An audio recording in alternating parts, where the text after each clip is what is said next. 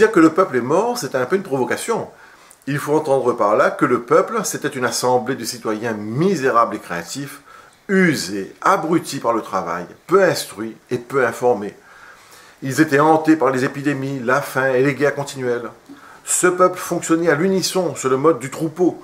C'était un magma solidaire et uniforme dans l'attente d'un prêt-à-penser qui lui était fourni par les grandes idéologies politiques.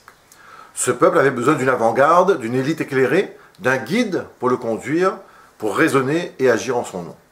Ce peuple, cette masse qui ne demande qu'à être conduite, c'est fini.